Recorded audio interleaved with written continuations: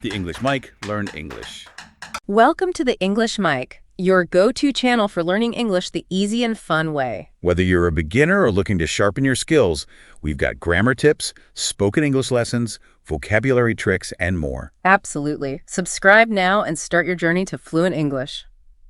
Okay, so let's dive in. Today, we're really getting into brain health. Yeah, and this amazing ability our brains have to, change and adapt basically throughout our whole lives. Right. So the idea today is to pull out the really useful stuff, the takeaways for how you, listening, can, actively work on having a healthier brain. And what's so fascinating really is this core idea that the brain you've got now, it's not the final product. Not at all. Okay. There's this concept, neuroplasticity, which basically just means our brains can keep adapting, keep improving lifelong. So it's not like fixed hardware then, more like software. Exactly. Kind of like software you can update and, make better over time. I like that. So it's not just trying to stop things from getting worse. It's actually about improving your brain. Precisely.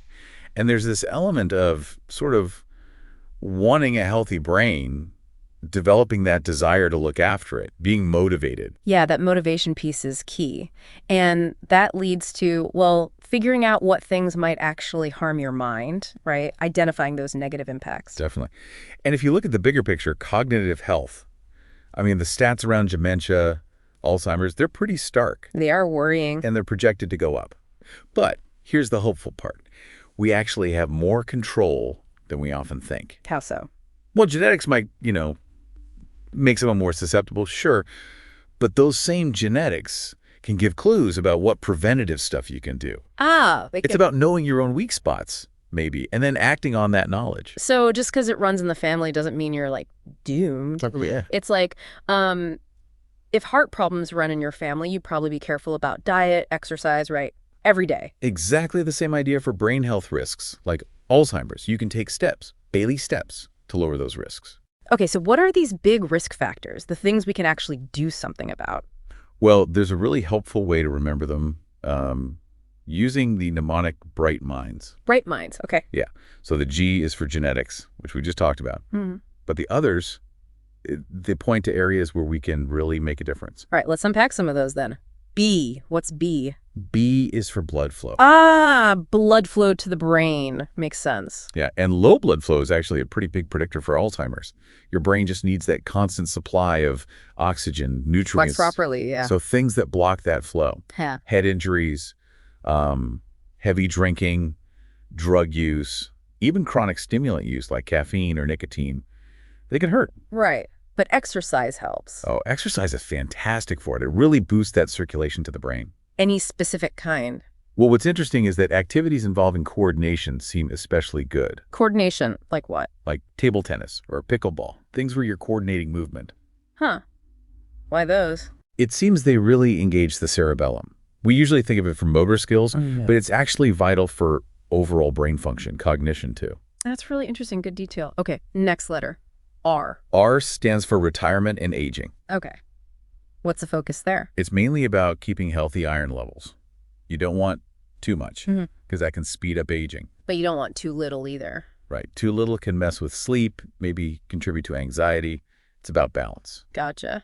Okay, next is I. I is for inflammation. This one's really, really important. Inflammation, okay. So things like low omega-3 fatty acids, which lots of people don't get enough of, that can increase inflammation everywhere, including the brain. Right.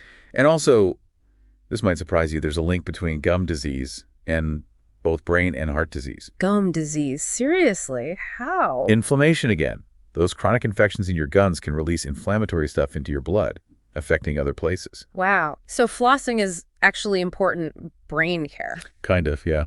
Okay, the next letter is G again. Which is genetics. We covered that. Right. Then H is for head trauma. Head trauma, okay. And this isn't just about, getting knocked out cold. Even seemingly minor bumps to the head can have long-term psychiatric effects people don't connect. So even if it didn't seem like a big deal at the time. Exactly. You need to be aware of any past head injuries, even the small ones.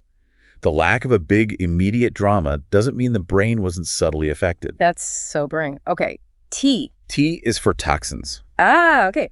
Broad category. Very broad. Includes excessive alcohol, drugs, obviously, but also environmental pollutants, chemicals in, like personal care products we use every day. How do you even track that? Well, there are actually resources like apps you can get that scan ingredients on products to help you see what potential toxins you're exposed to. Huh. Useful. And really, cutting down on toxins isn't just for your brain, right? It helps your whole body. True. Okay, next is M. M is for mental health. Okay, how does that link in? Well, studies show things like depression significantly raise the risk of dementia later on. Wow. It really drives home how tightly linked our emotional state and our cognitive health are. They're not separate things at all. Yeah, that makes sense. Mental health and brain health, Yeah. basically two sides of the same coin. Exactly. Yeah. And working on one often helps the other. So taking care of your mental health is taking care of your future brain health. Good point. Okay, next we have I again. Yep, another I. This time it stands for immunity and infection. Immunity and infection, right? Here they mention vitamin D levels. Research suggests higher levels might lower the risk for certain diseases. Okay, vitamin D. And also infections like Lyme disease. Ugh. Sometimes the first symptoms can look psychiatric. Really? Yeah, so it highlights why it's important to look for underlying physical causes sometimes when figuring out mental health stuff. Huh.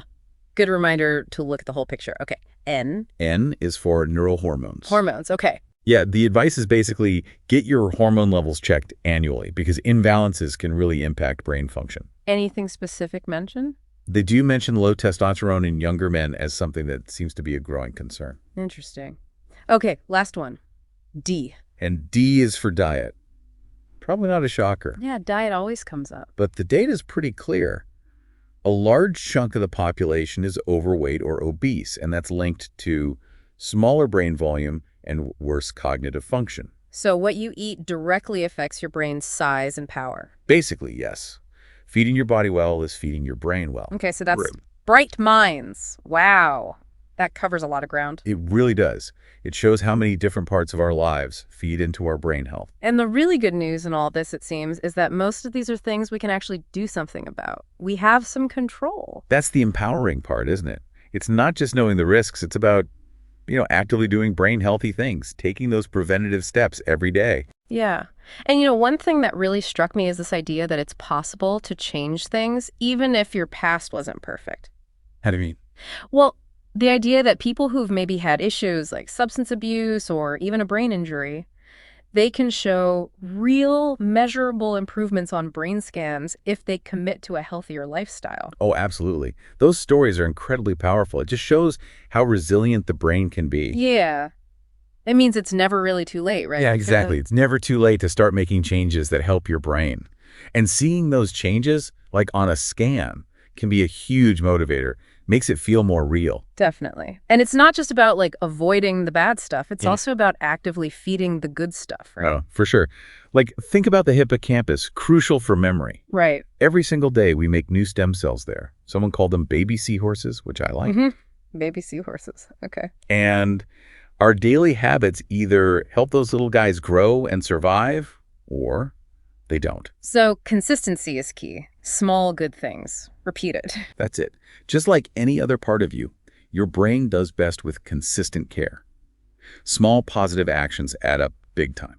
So putting it all together for everyone listening, understanding these bright minds factors, bringing those healthy habits into your life, it gives you a real shot at influencing your own cognitive health now and down the road. Yeah.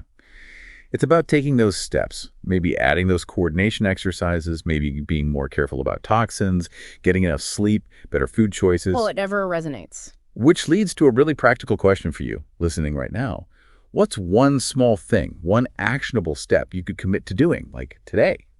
Something to start prioritizing your brain health. That's a great way to frame it. It's those conscious choices made over and over that build that healthier, more resilient brain for the future. Final thought.